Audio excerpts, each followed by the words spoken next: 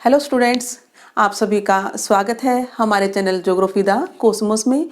आज हम जानेंगे सिंपल बार डायग्राम की रचना कैसे करनी है। अगर हमारे पास कोई एग्जाम्पल है, कोई उदाहरण हमें दिया गया है, तो उन आंकड़ों का प्रयोग करते हुए हम किस प्रकार से सरल दंड आरेख को बना सकते हैं। पिछले वीडियो में हमने देखा था कि बार डायग्राम बनाने के लिए क्या क्या आवश्यक दिशा निर्देश होते हैं, तो उन दिशा निर्देशों का पालन करते हुए हमें यह बार डायग्राम बनाना है। उदाहरण है कि अंबाला में मध्यमान मासिक वर्षा के आंकड़ों से एक सरल दंड आरेख की रचना कीजिए।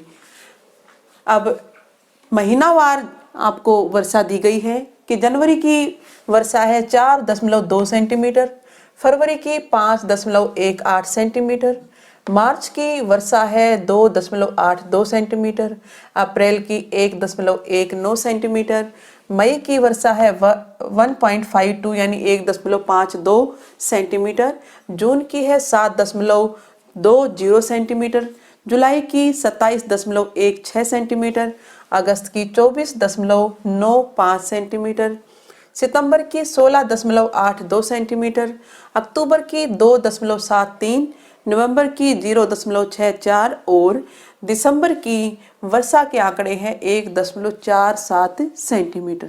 बच्चों, इन आंकड़ों का प्रयोग करते हुए हमें यह बार डायग्राम बनाना है। तो सबसे पहले आपको बता दें कि यहाँ पर महीने के अनुसार वर्षा के आंकड़े दिए गए हैं, अतः इनको हम आरोही या अवरोही क्रम में नहीं कर सकते। दूसरी बात कि इनके लिए हमें क्षैतिज नहीं बल्कि लंबवत दंड बनाने पड़ेंगे। लंबवत दंड बनाने के लिए हम एक आधार रेखा लेंगे। आधार रेखा हमें ये देखना है कि ऊपर शीर्षक की जगह छोड़ देने के बाद कितनी नीचे से हम आधार रेखा लें, ताकि हमारी जो मैक्सिमम आंकड़े हैं यहाँ पर जैसे 27.16 वहां तक हमारी बार बन सके।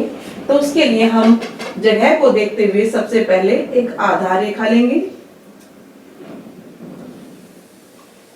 इस आधार रेखा पर बराबर दूरी छोड़ते हुए दंडों की चौड़ाई को यहाँ पर निर्धारित करेंगे। ये देखिए बच्चों, हमने यहाँ आधार रेखा ली और आधार रेखा के ऊपर प्रत्येक दंड के लिए चौड़ाई के निशान यहाँ पर लगा दिए हैं।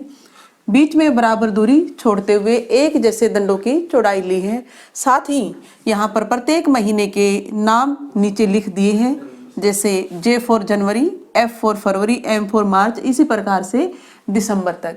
अब इस आधार रेखा के बाईं साइड हमने एक लंब लिया 15 सेंटीमीटर ऊंचाई का और इस पर प्रत्येक 1 सेंटीमीटर पर ऊंचाई को मार्क कर दिया। हमें इन 15 सेंटीमीटर ऊंची लाइन के द्वारा या मापक के द्वारा हमें क्या दर्शाना है?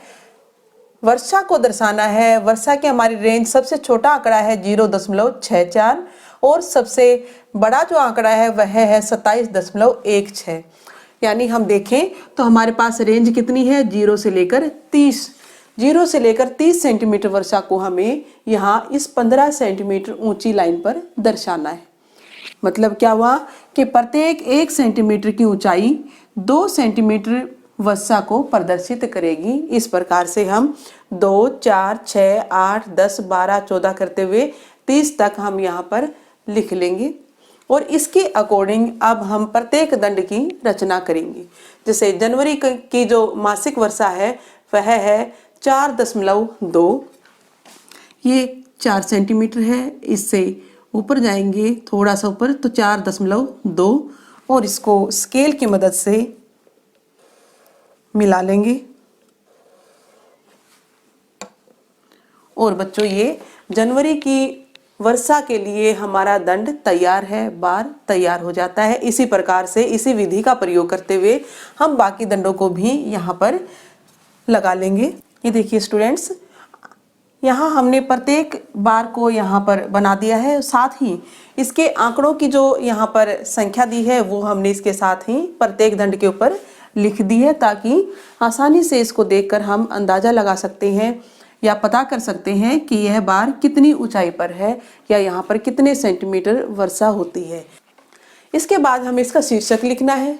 सबसे पहले यह आंकड़े किससे संबंधित है? अंबाला से संबंधित है, तो हमने यहाँ स्थान का नाम लिखा अंबाला।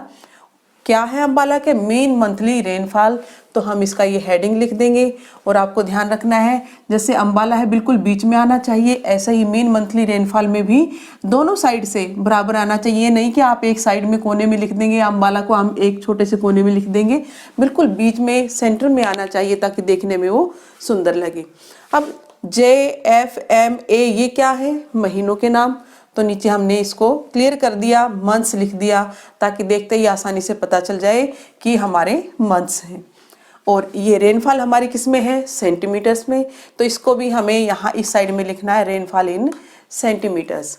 और लास्ट में हम इस सभी बार्स के अंदर शेड भर देंगे, लाइन भर देंगे, अपनी मर्जी से हम कोई भी आभा भर सकते हैं।